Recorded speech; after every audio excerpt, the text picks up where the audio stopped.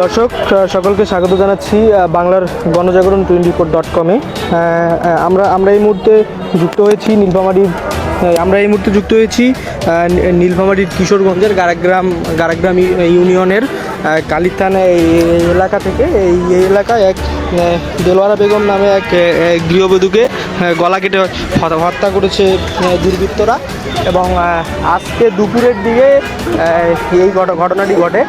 এবং ওই যে দেলোয়ারা বেগম আছে, তার বাড়ির যে আঙিনা আছে সেখানেই কিন্তু তার যে গলাকাটা মরদেহ সেটি কিন্তু পড়েছিল, এবং সেটি পড়ে থাকা অবস্থায় স্থানীয়রা সেটি দেখতে পায়, এবং সেটি দেখার পর তারা পুলিশে খবর দেয়, এবং পুলিশ ঘটনাস্থলে এসে তার মরদেহ এই মুহূর্তে উদ্ধার করছে।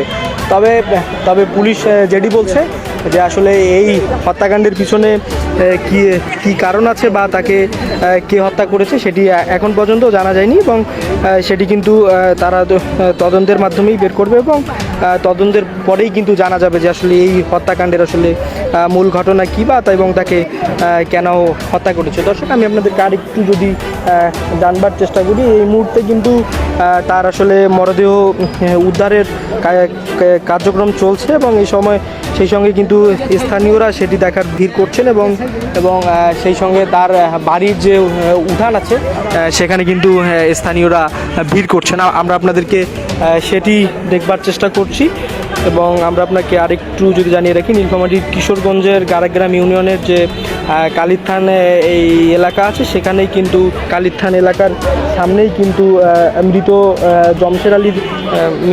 জমশের আলীর স্ত্রী দেলোয়ারা বেগম, তার আনুমানিক বয়স 50, তাকে কিন্তু গলা কেটে হত্যা করেছে দুর্বৃত্তরা, এবং স্থানীয়রা তা দেখে পুলিশে খবর দেয়, এবং পুলিশ কিন্তু সেটি জানার পরেই তার মরদেহ উদ্ধারের কার্যক্রম চলছে। আমরা আপনাদেরকে সেটি দেখবার চেষ্টা করছি।